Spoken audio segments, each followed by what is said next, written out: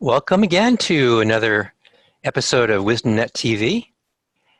Today we're continuing on one of our themes of applying the understanding behind WisdomNet and the human experience to health most broadly defined, including physical health as well as emotional and psychological health. And for that we'll have a conversation with Scott Kelly, who is a three-principle practitioner with many years' experience as a coach, mentor, and integrative health practitioner, assisting individuals connect to their innate health and well-being, improving performance, and living with clarity. And Scott has had a very broad background, training, educational, and in terms of who he works with, it's been a big gamut of professional athletes, Olympians, couples, families, teams, and corporations, as well as individuals. And I had a chance last summer to speak with Scott a bit about his work, and I was inspired. It's pretty special in my experience to have somebody working in this broad range of the human experience, from consciousness all the way down to the physical body, and it provides fascinating opportunities. So with that, I'd like to say hello and welcome Scott. Thank you very much, David. It's a pleasure hanging out with you. Thank you. Totally. Wonderful. Yeah. Great. Yeah. So my intention today is to really sort of dive in, explore together these topics of how we create our experience. I think it's fine to assume that the viewers have been exposed somewhat to the three principles, and if you are new to that, just kind of it's the kind of thing you kind of absorb as you listen to it anyway. And so really, I guess what I'm most interested in is how you see health. Maybe it's a good place to start. What is health, and what's the source of our health, and what's the relationship between sort of the psychological and physical health? Yeah. And let's just start with that. So a small question to start. I know. What the heck? Yeah, a small question. Exactly. Yeah. And by the way, I will say that we're all exploring here. Like, none of us are claiming to have the ultimate answers. Yeah. But what we've seen so far seems to be can be very helpful. Yeah. Okay. So David, I appreciate the question, because I think, for me, it's really been kind of one that has evolved over the years. And I can tell you that I'll kind of take you on a little bit of a process of kind of where I'm landed now and how I see things. But it really started probably over 25 years ago, when I started to get intrigued with health and well-being and physical health and performance. Growing up as an athlete and really active, I started to get really curious about how I could perform better. And even at a very young age, I actually was really, I think, lucky to be pointed in a direction of how our mind played a role in that. But even so much of my attention and so much of our attention, I think, was really around, how do you train? What does training look like? What does eating look like? What does skill development look like? And so much of health and performance was really focused on that physical aspect of things. And to the degree that as I went on to study in college, my focus again was really kind of on that physical dimension, really looking at how, when people are injured, how do you help them heal? My interest was in the physical body and orthopedics and joints and things like that. So I started to get really, really interested in sports orthopedic rehab, helping people rehab their joints, their backs, their knees, their hips, their necks, those kinds of things, and get them back into play. And as my career continued to evolve, what I started to find was that some people did really, really well in physical therapy and rehab and sport and training and conditioning and getting back to play, and others didn't. And it was a really kind of it really kind of bent my brain. It really kind of perplexed me. Like, why is it that some of these people who seemingly have the same sort of injury or same type of challenge going on, why do some do really well and some don't do really well? And it just kind of scratched at my brain over and over. And it was probably back in the late 90s when I started to get really curious about the role of nutrition in all of this. And so I started to dive into nutrition and explore, what does food have to do with health, well-being, healing, and performance? And as I started to dive into that realm, I started to realize that I had overlooked and perhaps even my professors at the university had overlooked a really powerful leverage point. And I started to realize that, man, nature is designed, and the food that nature provides is really designed for the replenishment, rejuvenation, and the rebuilding of the human body day to day. And so I started to take a really deep dive into that world and started to see that so much of where people get hung up in their own healing process really revolved around nutrition and what they were eating. And so much of my practice at that point began to shift. And it wasn't like I was neglecting the physical therapy and the sports therapy element. It was more that I just wanted to make sure that people had the right materials on board so that they could build and rebuild with good, strong, powerful material so that they could get back to play and get back to life.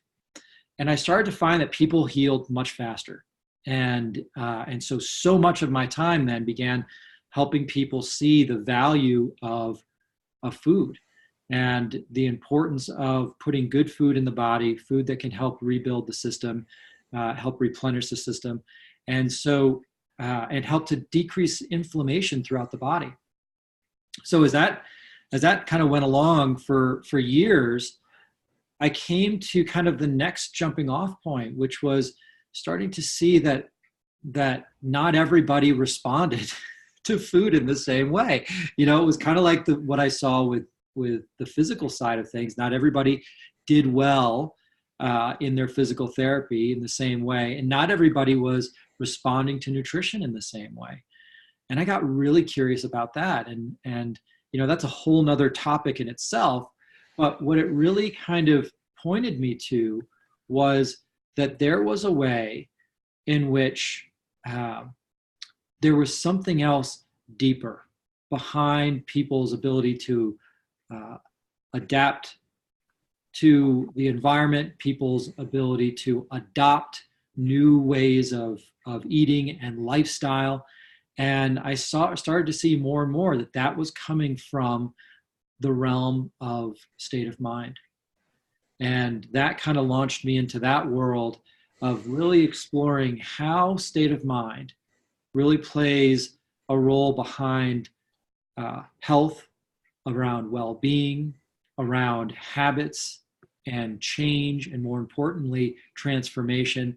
And then I started to see the linkages between that, healing, health, performance, and I was just really kind of, and still am, just awestruck at how this understanding is behind everything.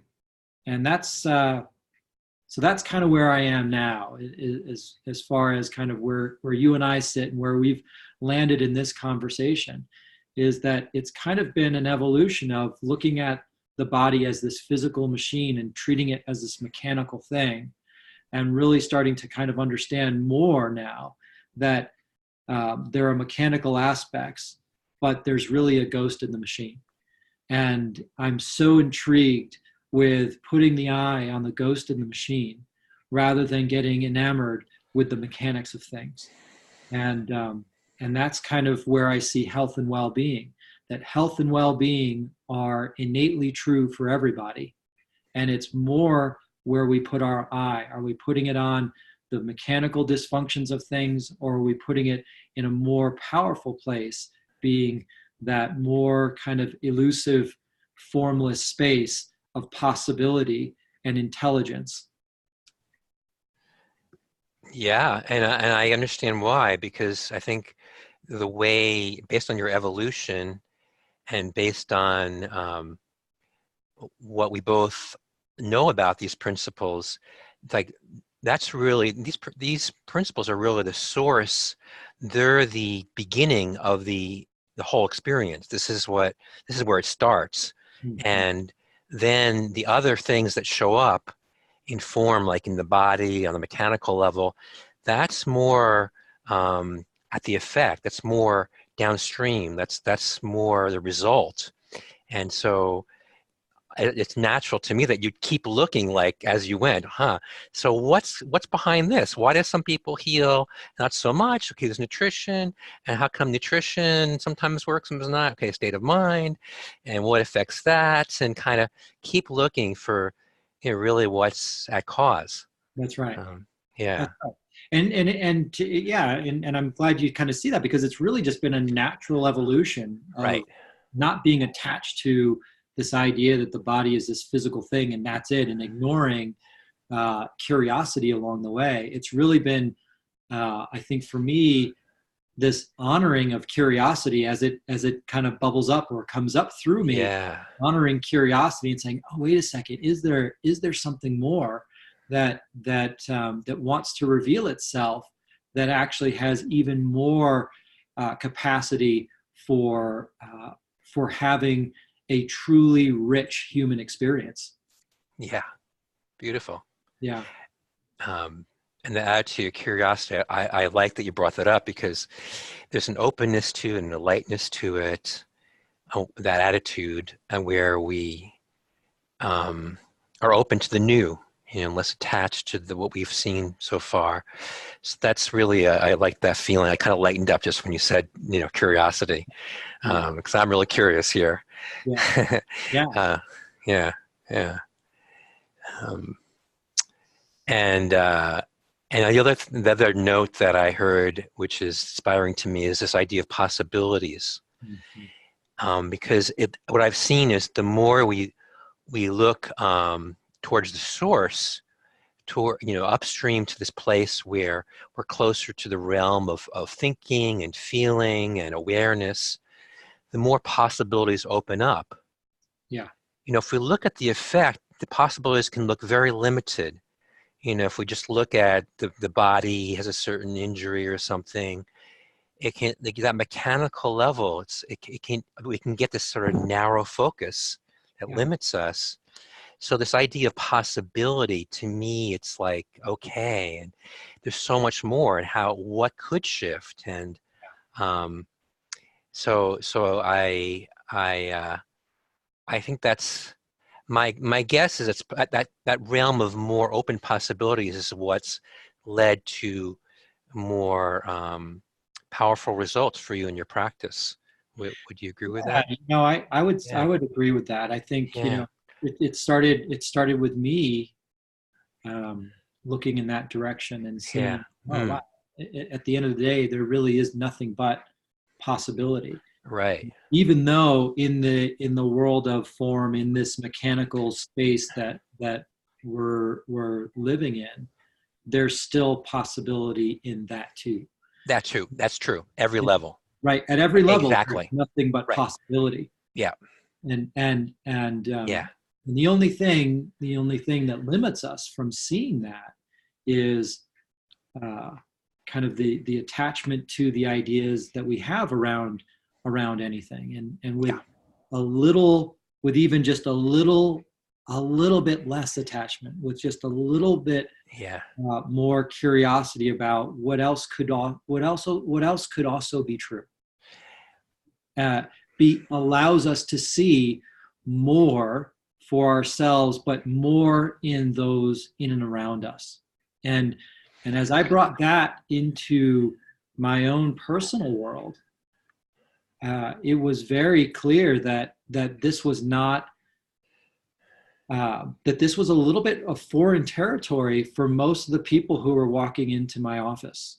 That, you know, when they walked in with a physical or a health challenge, that it was less about possibility and more about, you know, look where I am now. How can you help me deal with this? Can we make it different? Can we make it go away? How can you, you know, what can we do? But rather than seeing that, man, there is so much in your possession in the realm of healing and shifting and change, that you don't have to rely on me. I'm going to point in a direction with you, and together we're going to see what's possible for you. And just by loosening up that thought process with people, it tends to allow them to see that whatever they've got going on, it isn't, it's not a curse, right? It's not a sentence. It's not a jail sentence. It's just what's currently going on. And as soon as that shift can begin in the brain, and we can allow ourselves openness to the fact of possibility, the fact of new thought, the fact of new, fresh thinking and insight, it can allow ourselves to see something new and possible within us that we couldn't see before, which allows and frees up healing. Yeah, exactly. That makes total sense to me. Now that we're talking about your practice, are there any examples of people you worked with that come to mind for you right now that might illustrate the process and the possibility? Yeah. I mean, I think there are several. I mean, one of the things, one that comes to mind, and I think it's so clear in my mind, is because it was one of the things that I saw as I started to look in this direction. I started to see that in this one particular client, they came in because they were really challenged with back pain, and it was very debilitating for them. They had a very fat file of all the things that they had tried, all the things that they had done, the doctors and specialists that they had seen, and what I saw really clearly was that there is a way in which this individual was kind of toting their body around, looking for other people to take the pain away. And what became really clear was that they had kind of stopped looking in the direction of possibility. They had stopped looking in the direction of what's available to me that I can't see. You know, what happens for people is that when we're bothered by discomfort and we're bothered by pain, it puts our awareness on it like nothing else, right? It really gets our attention, and it's designed to do that, right? And the challenge is that because of the way that our mind works and the busy aspect of our brain, oftentimes when we put our awareness on pain, our brain begins to get very, very busy. And it gets very, very busy with thought and what does this mean for me? What won't I be able to do? What is my future going to look like? So all of a sudden, we get inundated with thoughts of fear and worry and concern, and the idea of curiosity and possibility don't even occur to us. And as we can explore a little bit, as our conversation goes, what we start to find is that the busier the brain gets with thought that we start to engage and pay attention to, the more that engages our physiology, meaning that the chemistry in our body begins to shift and we begin to feel our thinking. Worry thoughts create worry feelings, and fearful thoughts create the experience, the physical experience of fear. And so with that comes tightening and tension in the musculature. And when you've got a muscle skeletal challenge going on, sometimes putting more tension in the system just creates more discomfort. And so working with this individual, we really began to look in this direction of what else is true? What else is truer than the experience you're having right now? What else is truer than the possibility that you're thinking for yourself, given the pain and experience that you're having? And as we started to explore and look at how the principles behind our experience are operating for us, and that there's an intelligence in the system, as we began to put our eye on that, more so than the discomfort that they were feeling, what happened was that they started to notice that their relationship with their discomfort began to change. Now, what I didn't say is I didn't say their pain went away. The relationship with their discomfort changed. And because their relationship with their discomfort changed, it opened up a whole new level of understanding for what they saw as possible for themselves.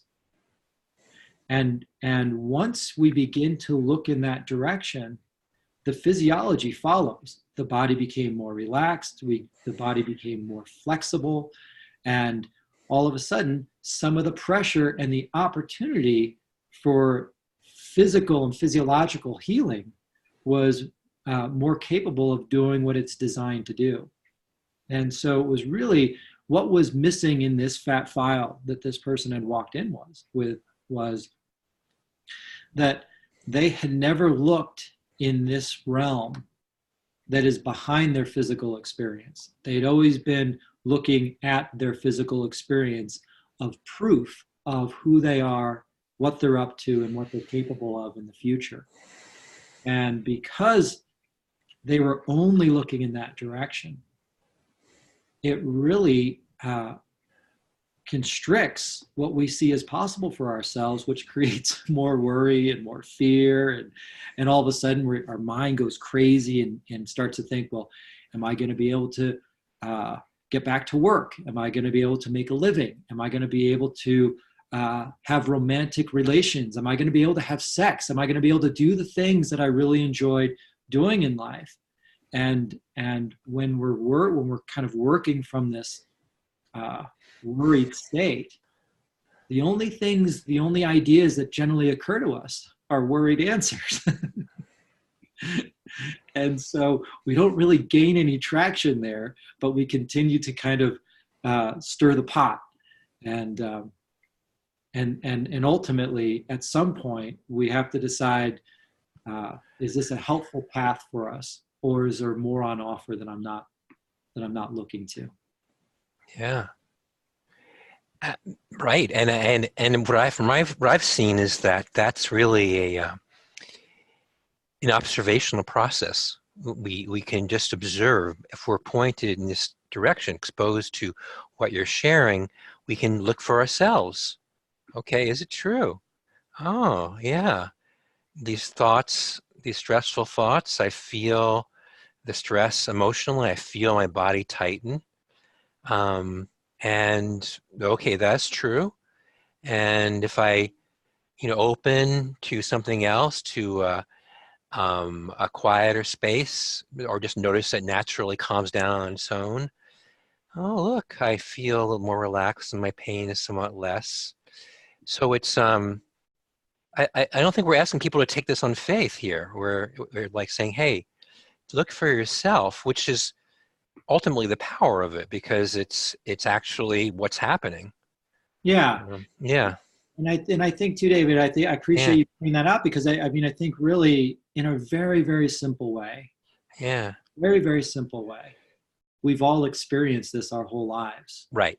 Right. When we get scared about Yeah. something, we feel our body shifts. It changes, the muscle tension changes, the way that we carry ourselves changes.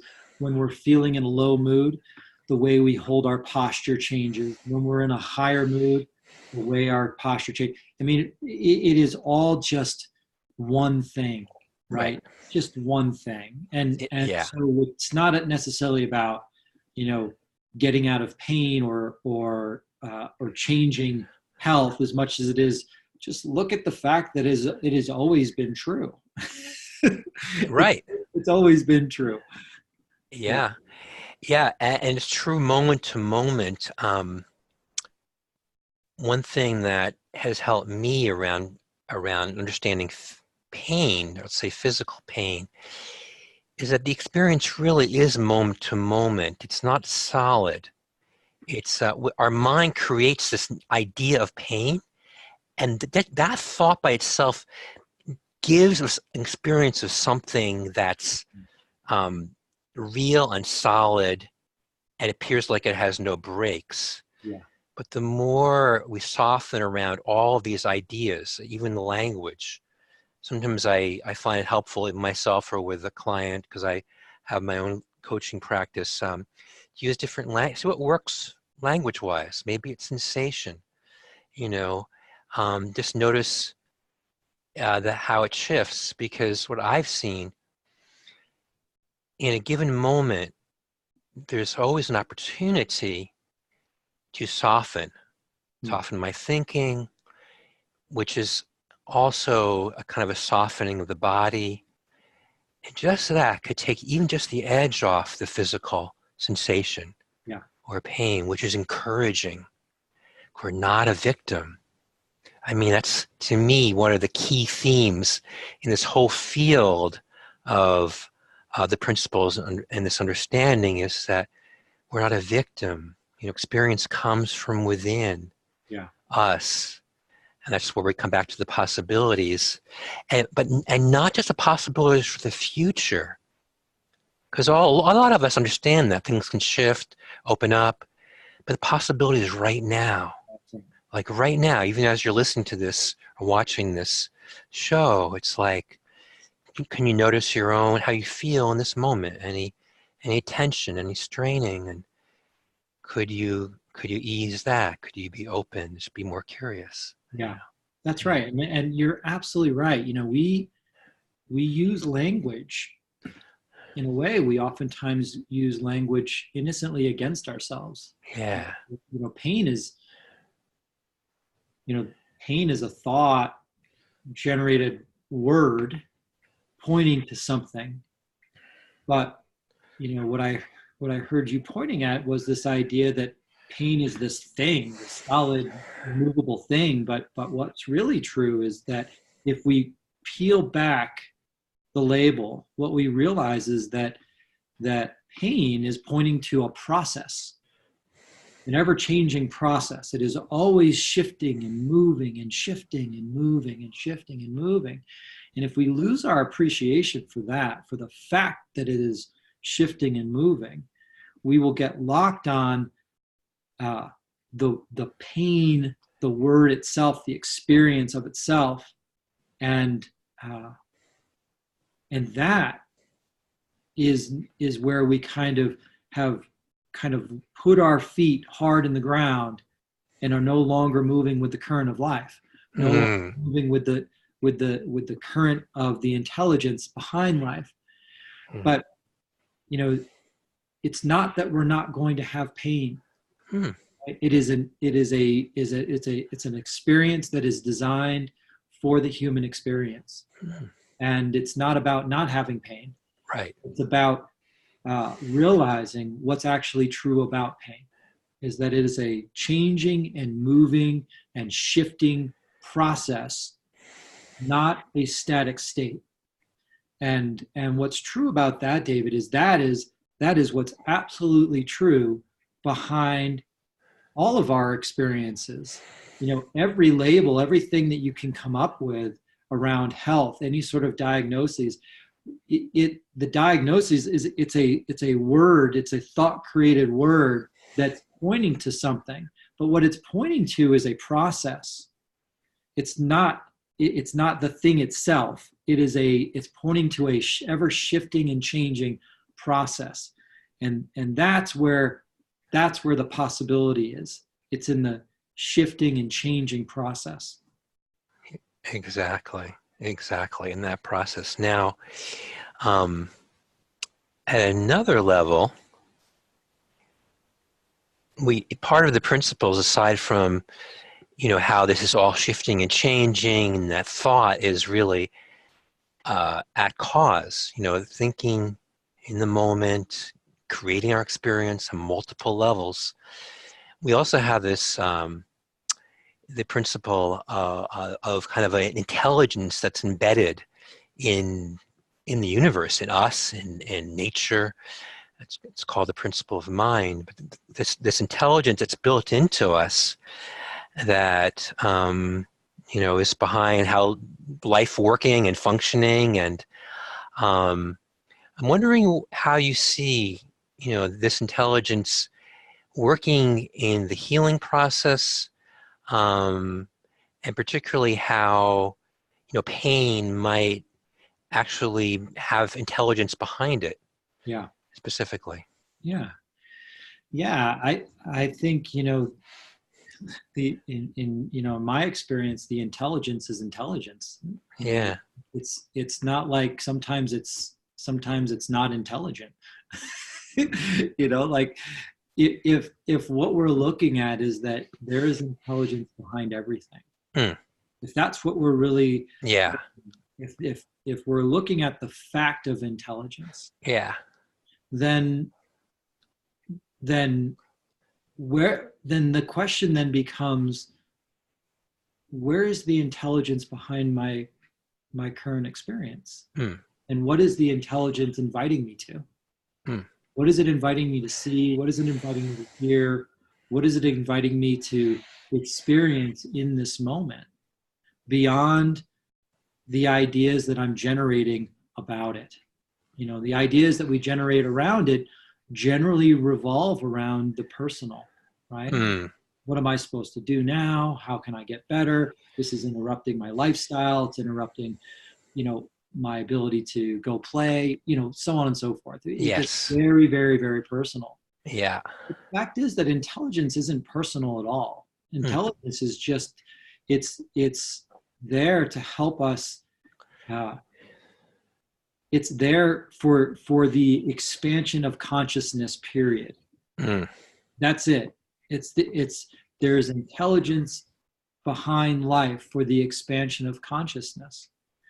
And so if we can see the fact that the intelligence somehow has my back, but for my thinking about it, right, but for my expectations and judgment and the ways that I think that intelligence needs to show up for me, if we can see beyond the personal side of that, what we can open up to is the fact that there's a way in which the intelligence can have our back if we're willing to listen deeply and look into the unknown, into the silence behind our personal experience in this moment, and see, is there something that it's inviting me to? Is there something that it's inviting me to see? And as that invitation is accepted from the intelligence, we have more of an opportunity to move with the life force that's behind our experience rather than innocently resisting it. Yes, exactly. Beautiful. I feel like we've kind of laid out a broad background for this topic and our experience and how ways to work with it, the intelligence supporting us. There's a particular example that you and I have spoken about that raises questions. I don't know. I haven't quite heard really clear answers to. I don't know the answer. I have some ideas that I'd like to raise now in terms of health and the principles. So when you and I spoke last summer, you mentioned that a factor in that's common. It can happen for people in today's world, is that their gut can be in an imbalanced state in terms of the balance of bacteria, um, healthy bacteria, and so forth. And that's generally known as dysbiosis. That's the term for it. I know this is very common with our modern lifestyles now. And I've been aware of this. I think in recent years there's been a lot of science showing how the relationships between the gut and the brain and feelings and sense of stress. And you mentioned that um, uh, an intestinal state which is out of balance can generalize a signal to the body that something's off, Mm-hmm. and that we may not understand what that means and kind of have this internal sense of threat. And from that, lots of basically the system can generate anxiety, Mm-hmm. kind of this insecurity, and that this is a factor that you wanted to add in addition to the stress that we experience from our thinking directly. That if we have this physiological imbalance, this could generate a lot of extra stressful thinking that then we can, yes, go to the principles to get perspective on, Yeah. but that a more effective way could be to address the physiological imbalance to reduce this sort of stressful thinking, as well as point somebody towards the principles to sort of reduce the stressful thinking just from misunderstanding. Mm-hmm. So that's kind of a topic which I find fascinating, and I want to start with on a level of seeing what's happening. In the principles, we say that our experience comes 100% from our thinking in the moment. This sort of anxiety or that you point to as being generated from this physiological imbalance, do you see this as something other than, this coming from something other than thought in the moment? Like, Yeah. is it coming from the body, so to speak? I don't see it. I don't see it really in conflict with Okay. what we're pointing at all. I think it's kind of, for me, it's kind of an intriguing place to look. Hmm.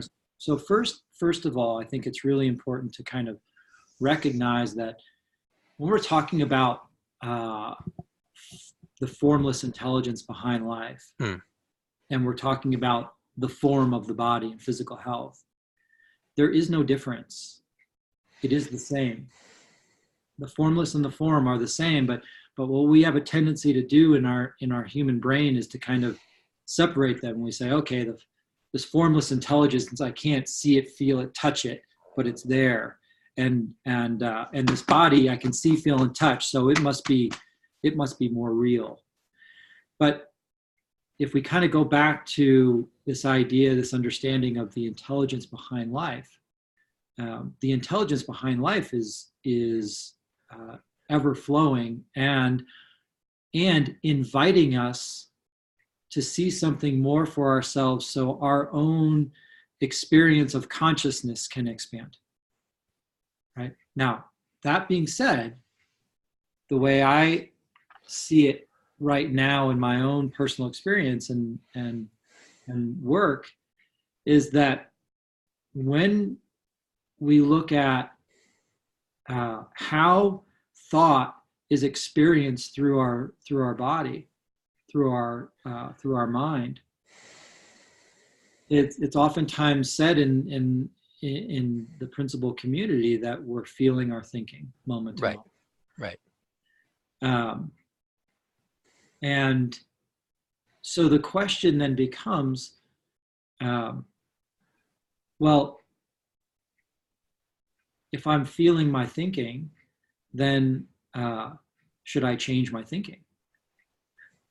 And it seems like a logical place to look, but I think what's even deeper than that is there is pure possibility in thought moment to moment that's available to us.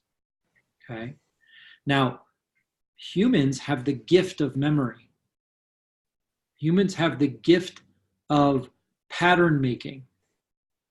And our brain is designed that way. Our brain is designed to create patterns and hold memory for the purpose of survival, right? And so we oftentimes neglect to see that sometimes we'll create a pattern out of something so that we can be more responsive to it next time it happens, so that we can actually survive the experience. It's very primitive, but that's how we got to the point of evolving to this state, is that part of our brain that does that work for us. And we want to be thankful for that and appreciative, because it's done a wonderful job. In the role of thriving and feeling a higher sense of well-being, it doesn't do that part of our brain doesn't do a wonderful job. Because that part of our brain tends to see life more as a threat to safety and security, right? It tends to see things as, am I okay? Am I going to be okay? And all of a sudden we either feel hopeless, or we feel anxious, or we feel fearful, or we feel worried, and it's being driven by this part of the brain, from this memory center and from this pattern making that we do. So here's what I think is really fascinating, is that if we look at, there's so much fantastic research that's been done in the recent years around this microbiome and the fact that we are mostly bacteria. And for years, people have been talking about gut health and gut bacteria, but it hasn't been until just the recent last few years where people have really started to understand that, oh my gosh, man, this thing is far bigger than we ever thought. This bacteria outnumbers our cells 10 to 1, and they play a huge role in the physical health of the body. And what people are also beginning to see is this brain-gut connection, the brain-gut, gut-brain connection. And the way that I started to see it was that one of the biggest challenges in physical health today, in our modern age, is inflammation. If we look just briefly, what creates inflammation in the body? Well, stressful thinking creates inflammation in the body. Excess worry creates inflammation in the body. Excess fearful thinking, not being able to go from a fear state into a clarity state, constantly being in a fear state creates inflammation in the body. Now, if we look at food and nutrition, the fact that we are, a lot of us live on food that has been highly processed. The distance between nature and where it shows up on our shelves is a vast chasm, right? And so we're moving away from getting fresh, vital foods into our body day to day, moment to moment. And then if we look at the environmental factors, the fact that our air is not as clean to breathe, that we're exposed to more chemicals and pollutants than ever before in history. You put all of these factors together, and it puts the human body in an inflamed state. And what research has started to show us is that inflammation in the body will eventually show up in the brain. Okay? And there's another component that you were pointing to, and that is that, our gut is really like, although it's internal, it actually has access to the outside world. When we put food in our mouth, it immediately interacts with our gut, and so the gut is interacting with the outside world moment to moment. And so it puts it into a very vulnerable position of inflammation. And it puts it in a vulnerable position of influencing this microbiome that has a balance between beneficial bacteria and bacteria that is also beneficial, but has to hold the right ratio, right? Now, when this begins to shift and we begin to have more inflammation in our gut system, what tends to happen is that inflammation, kind of like heat, flows upward, right? And so it's oftentimes said in the medical, in the health world and medical community that a gut on fire creates a brain on fire. Now, when we have inflammation, excess inflammation in the body that's not being able to be extinguished, and it begins to overwhelm our brain, the part of our brain that gets activated is the part of our brain that sees life as a threat. And so all of a sudden, now our worry center, our fear center, our memories, our patterns around survival begin to kind of show up on our lens, right? So if we see the world, if the only thing that we're experiencing is thought in the moment, it's like wearing a lens on over our eyes. And if what's showing up, if what is being stimulated through the brain is those memory centers, then what comes up are thought patterns that scare us. And so when something scares us to the level where we're feeling it in a physical way, in the way of like anxiety, for example, or even depression, what begins to happen is it looks so real. It feels so real. And because the lens that we're wearing over our eyeballs are looking for evidence in the world of form for why it's real, we begin to create a really compelling dialogue and narrative for ourselves. And so what I have found is that sometimes if I'm sitting with somebody and I find, wow, you know what? This person seems to have a very, their physical body seems to be very inflamed. They have a very kind of inflammatory type of lifestyle, for example. I started to get curious about what would happen if we began to kind of help the body extinguish some of that inflammation. Would we be able to have a deeper, more impactful conversation looking in the direction of the principles if we were able to calm down that inflammation, thereby calming down that part of their brain? And what I started to see was, yeah, that's actually true. People came in calmer states after working with some aspects of their nutrition to help decrease inflammation and to help kind of rebuild and reorganize that microbiome in the gut. So it's a two-way street, right? You know, when we live in a state of fear and over busy-mindedness, it creates a physiological state in our body that is less optimal for that microbiome to thrive. And because we don't oftentimes, when we get in these states, we oftentimes get we feel like we're stuck in them. It doesn't give that opportunity for the microbiome to get a break and to replenish and rebuild itself. And then the other way, when we have this microbiome and this level of inflammation that is generally working at a higher level, it tends to fire up that part of our brain that sees life more as a threat to our safety and security.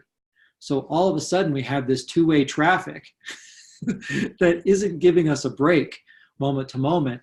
And we tend to find more and more evidence for the narrative that we're creating from that lower state of mind. And then we start to feel the experience of being stuck. But are we really stuck? Or are we really just in an inflamed state where we're not giving ourselves the opportunity to see what intelligence is inviting us to?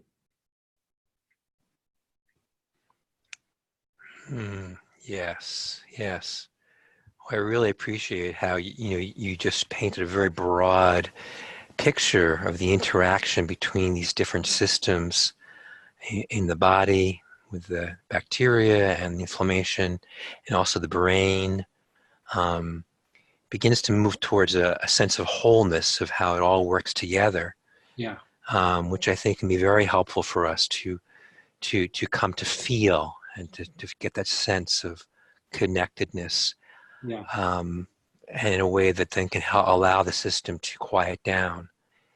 Uh, uh, the um, the question that I still have in my mind, maybe now it would be clearer to pose it, now that you laid out the terrain.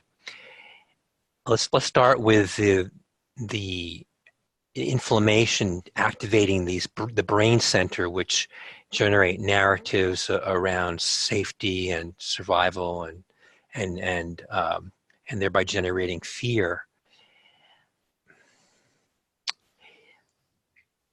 Sometimes I'm aware of that personally, and so to make this concrete for me, sometimes I thought, okay, I'm aware my gut is not in great shape right now, and so in a given moment, I'm feeling this sense of unease and discomfort.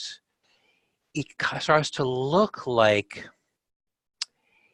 it's something other than thought in the moment, in the sense of, often as in the principles world, the way I hear we talk about thought, Mhm. it's like conscious thought. And now we talk about unconscious thought too, but and the beautiful thing about thought in the moment in the principles world that helped touched me is that it's so transient. It's not substantial. Nothing solid about thought. And it can dissolve in a moment. Like Sydney Banks, who originally found and elucidated these principles, said, our well-being is just one thought away. Mhm. Or another way of putting it, one releasing of a stressful thought away to that natural state. So that's a tremendous, to me, freedom of the principles, and that sense of relief is available. When I start to think about there being a physical state, like a state of my brain, that a sort of neurochemical, perhaps electrical state, which is generating insecurity and fear, that starts to feel like something more persistent than just a thought coming up in the moment. Mhm. And that is not as amenable to a shift in this moment. It starts to look like, okay, it is amenable to shifting, but it's a more of a process through time. Like, okay, starting to shift my nutrition, Mm. or at a very simple level. And yeah, if I eat more foods closer to nature, like you pointed out, over time, my system will come more to balance, less inflammation, less activation of the survival part of the brain. That's Mhm. wonderful, and it's great to know about. And there is the sense again that this is a process through time. And so I lose that sense of the immediacy of possibility of well-being Yeah. right now. Well, here's the thing, David. It doesn't mean that, you know, uh, it doesn't, just because the lens that we're looking through in that moment has really got kind of our hairs up. It doesn't mean that we can't also have a new thought of perspective that shifts our consciousness in that moment of time, right? It, because the world of form and the world of the formless is just possibility, right? What tends to keep us in this feeling of being stuck is being convinced that the experience we're having is absolutely capital T true, right? But the experience that we're having although it looks true, it feels true. And when I'm saying experience, I want to be clear that what we're talking about is what we're experiencing in the physical body. This is not like what we're seeing in the outside world, right? What we're experiencing in the physical body is being thought generated in that moment of time. And just because that part of our brain and a level of inflammation is currently going on in the body, that doesn't exclude us from the possibility of having new, fresh thinking in any given moment of time. It's kind of like if you're looking through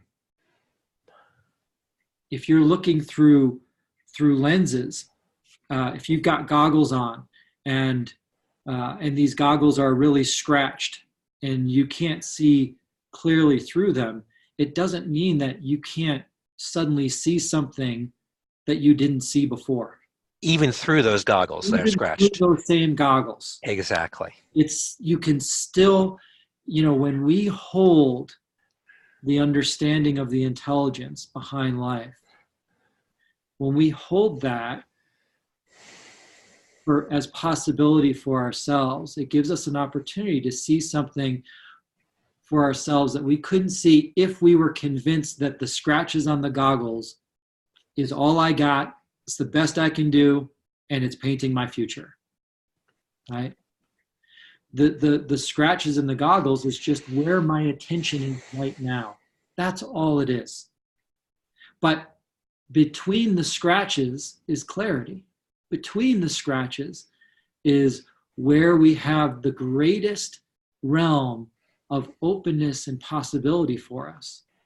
So do we want to put our attention on the scratch, or do we have this understanding that it's between the scratches, where we can see something that we didn't see before? Yes. And so what I'm hearing from you, back to talking specifically about inflammation in the brain, the survival center getting activated, what I think I'm hearing from you is that even if that's happening in a given moment, the survival center is activated and saying, whoa, danger, and that's happening physiologically, even then, that's like the scratches in the goggle.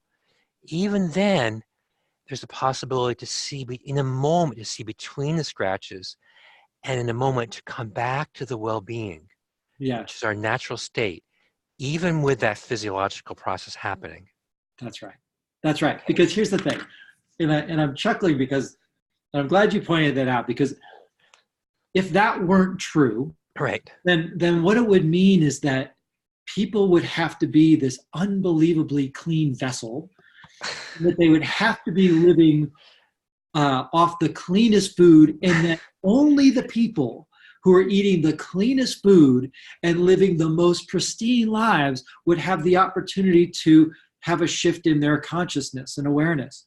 Well, that is just not true. Consciousness doesn't care. Consciousness isn't personal, and consciousness isn't judging. All we're saying is that if our experience of thought moves through these lenses of the physical brain, and we project them out into the world, all we're saying is that if there's more inflammation in the body, then our attention is generally going to be on things that scare us rather than things that inspire and illuminate for us. But because we are nothing but consciousness, and consciousness is behind our life, and because it's impersonal, there is no prescription in life that we have to abide to in order to have a shift in consciousness. Yes. Beautiful. I think this is a key point, and really cuts to, what I wanted to explore today, because it's just fascinating, the interaction. So you're saying on one level, maybe what you understand is levels. On one level, yes, inflammation and kick out these survival scenarios, tend to draw our attention to that level, yet we're not stuck with that. We're not determined by it. We are free to experience well-being even while it's happening. And at the same time, what I'm sensing is that wisdom, as we call it, this intelligence that's built into life and to us, can guide us to realize, like, oh, the body is at a balance here. And if we're educated about nutrition and inflammation, this could be a sign, like the intelligence behind the discomfort.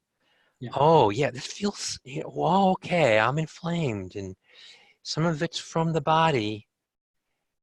There's a way in which I think we could respond. So I guess there's two ways to respond to that.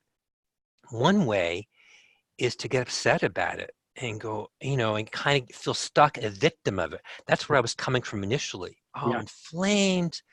I feel crappy. I'm going to continue to feel crappy. My well-being is days away until I clean up my diet. That's depressing. But the other side is to say, would be to just ignore the body and say, well, it's all just our thinking in the moment. And that's awesome. But yet somehow that's not the whole of human experience, where there's a wholeness to the different levels, all connected, and sort of a balanced, wise, understanding that appeals, it comes to me now is more noticing the body, noticing it, how it feels, realizing I'm okay even right now, a sense of contacting that well-being, even with, it's like contacting well-being when we're tired. Is that possible? Yeah. But then I'm still noticing, okay, it'd be good to take a nap or go to bed or eat more closer to nature. But I think that's the possibility here, to kind of really have an expanded vision that holds it in a way that serves us, doesn't sort of bring us back deeper into the muck. Yeah, that's right. Yeah, that's right. Yeah, I mean, like the physical body it's almost kind of like it's almost kind of like the mailbox for the invitation that we're getting from consciousness. Right? It's like this thing where whatever we're experiencing from a place of curiosity, we can just begin to wonder, what is consciousness inviting me to? And opening that up to see, where am I guided? Am I guided to go work with somebody? Am I guided to go see somebody who can help me with nutrition? Am I guided to having a conversation with somebody who can help me open up? Am I guided to go spend more time in nature?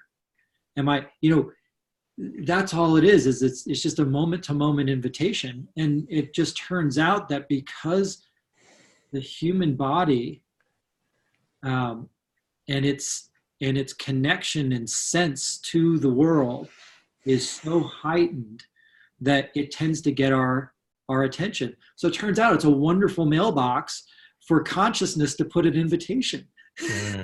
Yeah. And that invitation could contain multiple. That letter could contain multiple invitations. Like, it could also be the invitation. The moment is just to, whoa, I'm stressing myself out about all of this, and let's just, I think I want to come back to one of the most beautiful results of, I think, understanding the principles is to really get that we're okay in this moment, no matter what, unconditionally. Even if our body was inflamed to the max, we still can find this okayness. Yeah, that's right. This is something, because there are a lot of people in the world of integrative health who are talking about inflammation and gut stuff, but this is, I think, a very helpful foundation. I'm okay right now. Yeah. And knowing that almost begins to take some of the scratches out. of the lens right there.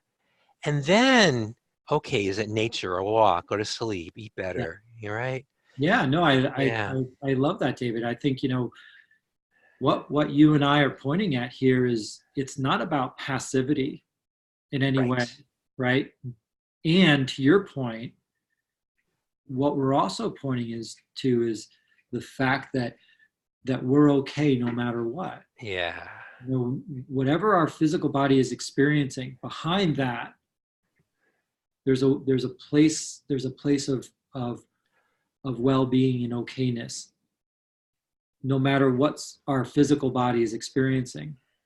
And to your point, being able to kind of look in that direction can allow us to relax into the physical experience we're having, that can allow us to see something that we couldn't have seen otherwise.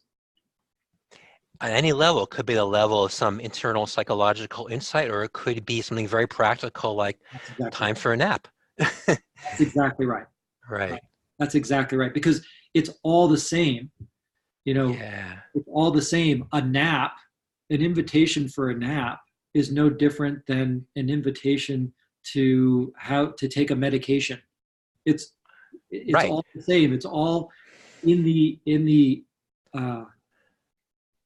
expression of well-being. It's all in the expression of the intelligence coming through in that moment of time. Yes. And it could be eating some vegetables or any of the things you mentioned, the whole range, or just letting go of a thought in this moment. It's all that intelligence. The judgment that I may have about eating a chocolate bar. That piece too, that level too. That level, it's not exclusive of any level. No, all levels. Yeah. Right? Yeah. It's not about being a good boy.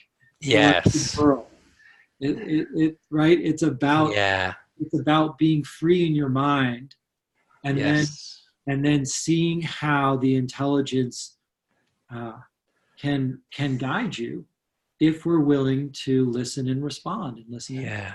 Look, you know what? Oftentimes we get an invitation and we don't take it.